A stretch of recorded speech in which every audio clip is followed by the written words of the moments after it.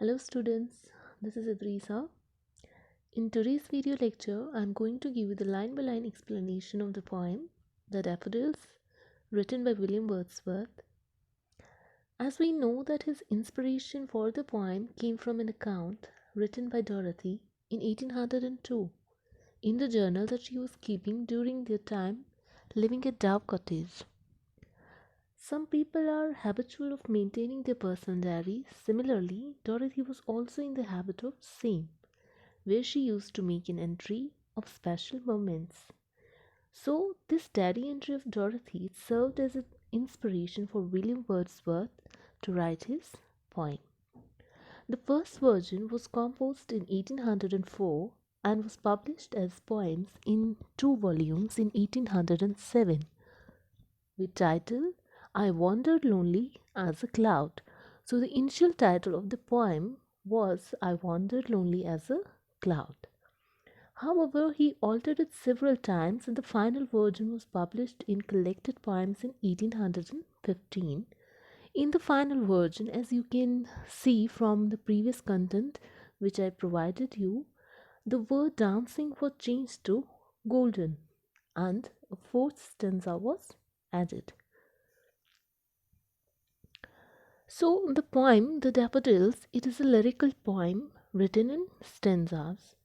As far as literary figures are used in the poem by the poet, meaning of each is already given in the previous content description, and I have explained them all along with the examples from the poem, and have marked very well in the poem as you can see.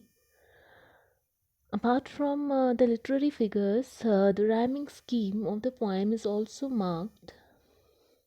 As you can see, it's AB, AB, CC. So now let's begin with the poem. I wandered lonely as a cloud that floats on high o'er vales and hills, when all at once I saw a crowd, a host of golden daffodils, besides the lake, beneath the trees, fluttering and dancing in the breeze.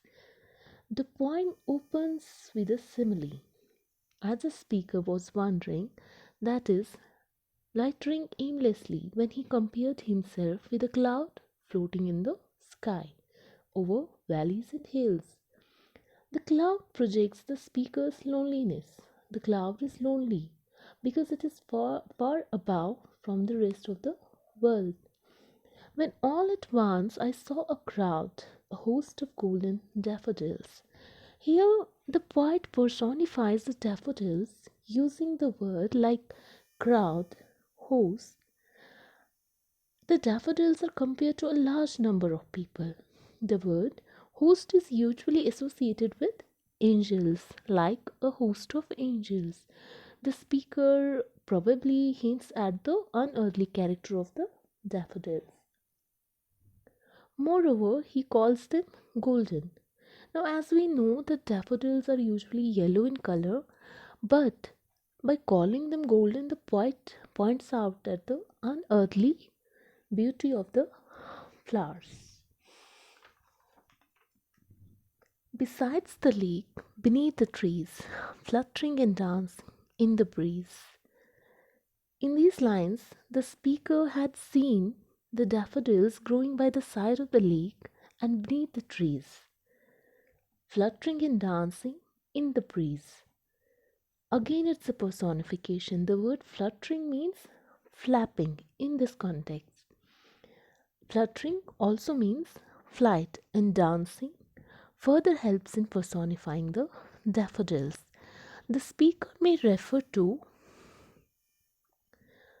heavenly qualities of the daffodils, comparing them to the angels with wings. The daffodils sweep themselves in the breeze, fluttering and dancing in the breeze, and hence the speaker imagined them to be dancing.